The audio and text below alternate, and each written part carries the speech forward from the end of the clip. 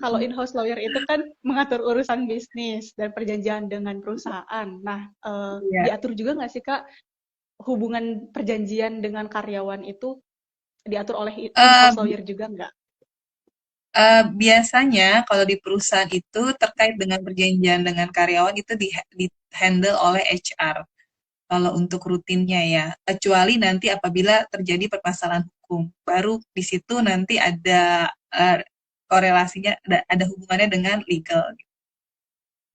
Oke, berarti kalau untuk permasalahan perjanjian dengan karyawan itu ranahnya SDM ya Kak ya, ranahnya HRD. Nah, tapi kalau misalnya ada permasalahan hukum terkait dengan karyawan tersebut, baru masuk ke ranahnya in-house lawyer ya Kak ya? Iya, iya, biasanya seperti itu dalam prakteknya di perusahaan. Oh, ada lagi nih Kak, pertanyaan dari Kak KRN HM7 lagi yang tadi sudah bertanya.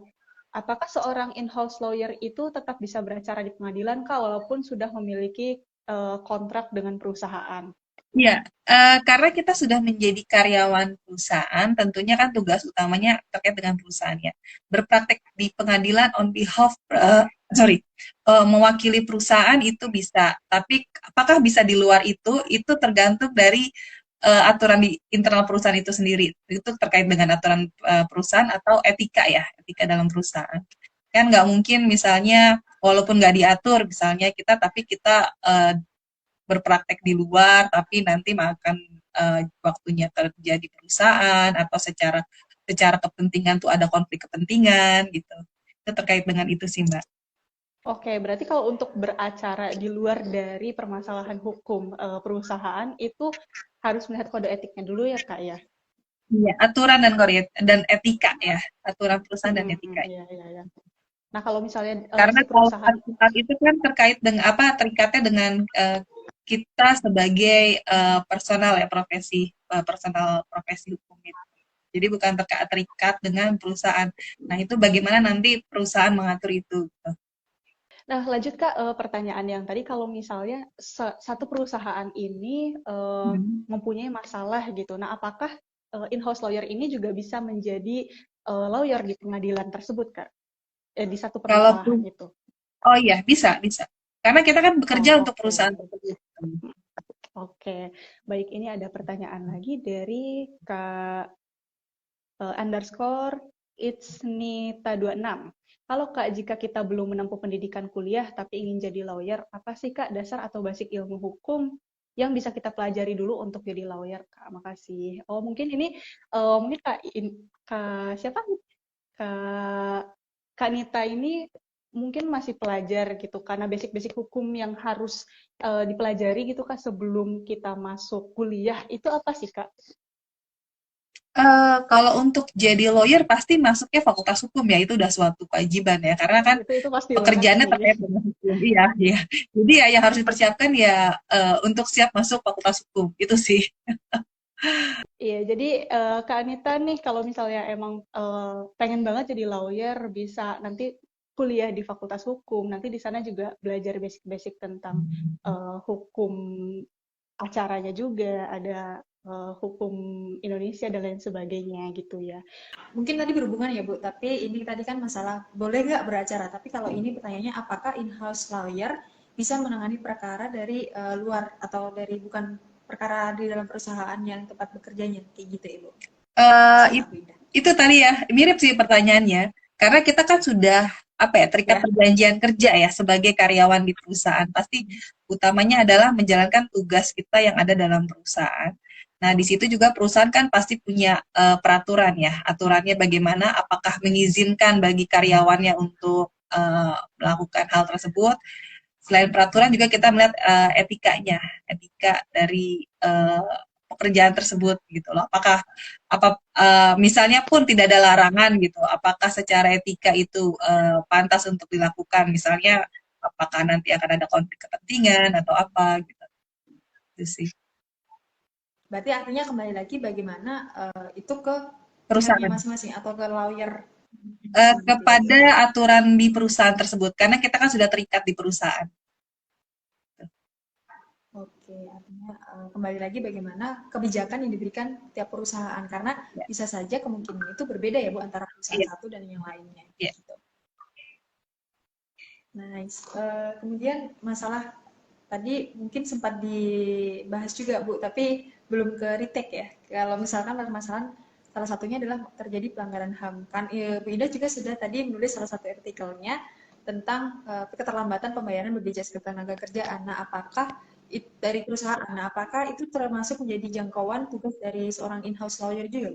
Iya, kalau itu menjadi concernnya perusahaan, pasti ya. Gitu. Jadi kalau memang sudah jadi Berarti concern itu bisa. perusahaan, iya. Karena secara umum permasalahan hukum perusahaan itu adalah tupoksinya dari in-house lawyer. Nah, tapi mungkin gini, ada kan memang in-house lawyer itu fungsinya handling untuk permasalahan hukum perusahaan terkait dengan kegiatan usaha sehari-hari, kegiatan operasional perusahaan sehari-hari. Namun ada kalanya dalam melakukan pekerjaan kita juga membutuhkan external lawyer. Misalnya hal-hal yang membutuhkan keahlian khusus seperti apabila perusahaan mau IPO misalnya atau mau merger atau mau transaksi dengan nilai material tertentu, itu biasanya perusahaan nanti menunjuk external lawyer yang lebih ekspertis di bidangnya. Nah, di situ nanti fungsinya in-house lawyer adalah berkoordinasi dengan external lawyer itu. Berarti bisa terjadi kemungkinan besar juga Iya. untuk mendapatkan kesempatan teman-teman yang misalnya nggak menjadi tidak tergabung dalam perusahaan tersebut, tapi bisa mendapatkan Iya, project jadi dalam perusahaan iya, tersebut ya Bu ya. perusahaan kita sebagai kliennya gitu. Karena kan nggak mungkin ya apa ya seluruh hal yang apalagi terkait dengan hal-hal yang khusus gitu itu dihandle oleh in-house lawyer gitu. Karena kan seperti misalnya mau IPO kan perlu konsultan hukum khusus yang untuk terkait dengan pasar modal, atau misalnya mau apa ya project-project besar gitu kan, itu pasti membutuhkan legal opinion dari external lawyer yang memang khusus di bidang tersebut gitu.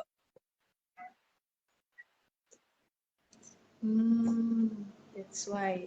Itu mungkin bisa menjawab salah satu pertanyaan dari teman-teman nih. Tadi udah ada Kak Fira juga, Kak ini Vera Cila yang tadi bertanya tentang itu juga, Bu. Ayo, nih siapa lagi nih mau yang tanya? Atau ini juga Bu, ada pertanyaan dari Kak Mimil. Ada nggak sih minimal berapa lama jadi lawyer untuk jadi in-house? Bisa menjadi seorang in-house lawyer atau harus ada ketentuan tertentu nggak Bu? Udah berapa kasus yang dijalani dan lain-lain kayak gitu Bu? Nggak ada yang fix sih, tergantung nanti si perusahaan itu membutuhkan in-house lawyer di level yang mana. Ada kalanya butuh entry level ya. Kalau entry level biasanya ya fresh graduate itu bisa. Tapi kalau kemudian perlunya yang udah senior atau sudah di level tertentu, ya bisa ada requirement yang sudah pengalaman di baik di perusahaan lain atau di firma hukum. Dari apakah biasanya terdapat rekomendasi tertentu Bu dari suatu perusahaan untuk menjadi rekrutmen kayak panggilan khusus aja Bu gini ini nih bagus nih menjadi kalau menangani kasus, apakah itu bisa menjadi tiket golden ticket gitu Bu bagi para lawyer Iya, pasti ya, pasti. Kalau perusahaan butuhkan tenaga dengan apa ya, apa tertentu ya, spek tertentu lah istilahnya, spek. Ya pasti akan jadi pertimbangan gitu. Karena ada kalanya memang perusahaan membutuhkan in-house lawyer yang ahli di bidang tertentu. Gitu. Itu pasti jadi pertimbangan.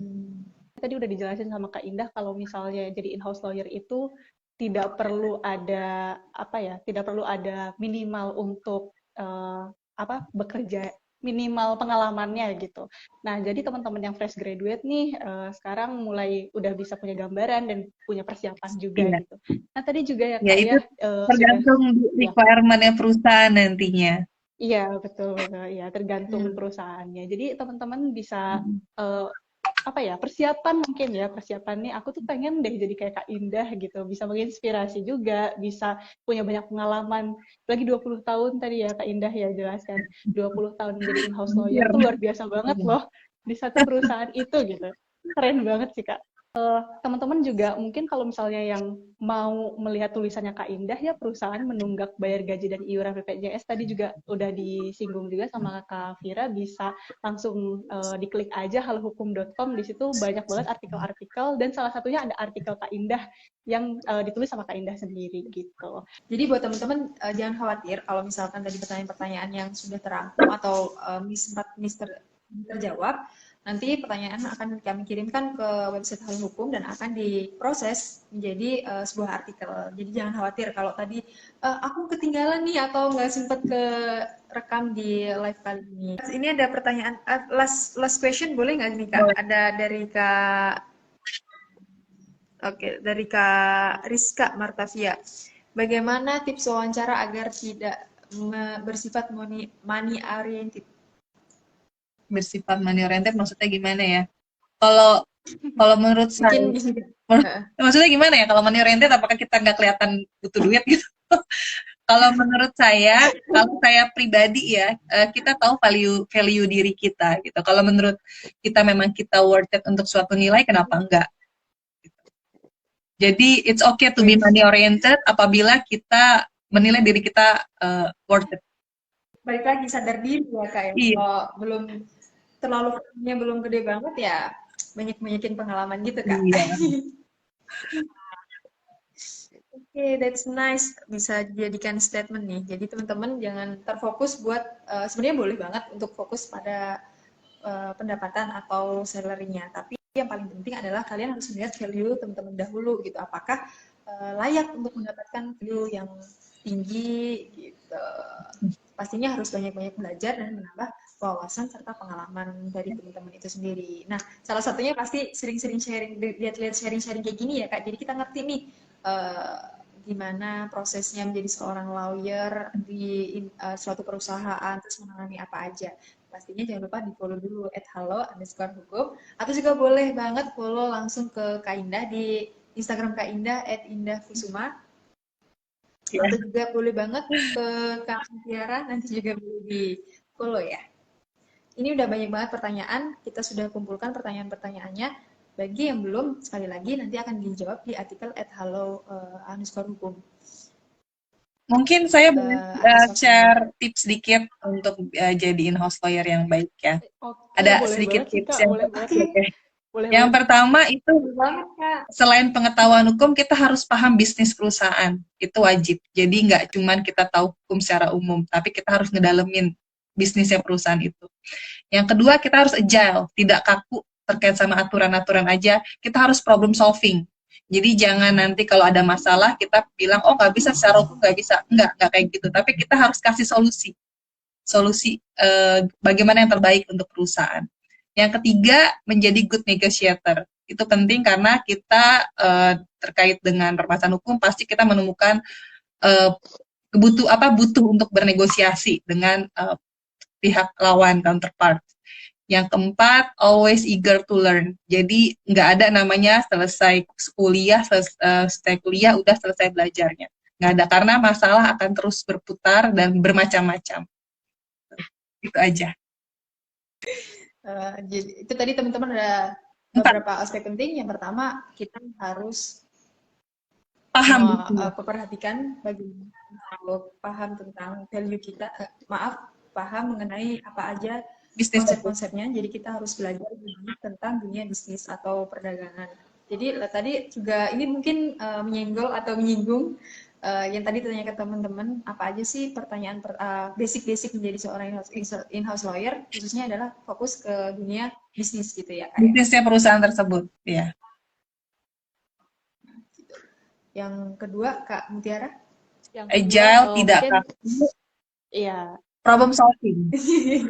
Good negotiator gitu, benar banget tadi. Ya, harus pintar bernegosiasi. Iya, dan selalu pengen belajar. Nggak pernah berhenti belajar. Jadi ada 4 hal penting tadi ya Kak ya. Ini kita boleh tulis di statement di Hal Hukum Kak Indah? Boleh. Boleh. Boleh banget. Ini nih Kak, ada pertanyaan dari Kak Rizka lagi nih. Adakah pengalaman yang tidak terlupakan atau pengalaman yang expert banget lah menurut Kak Indah dalam menangani kasus suatu problem dalam perusahaan? Pengalaman khusus, semua pengalaman sih berarti ya kalau saya ya, setiap saya kerjakan tugas terkait permasalahan perusahaan pasti berarti ya. Jadi nggak ada yang khusus satu tuh, nggak ada. Semuanya sama, semuanya spesial kalau saya.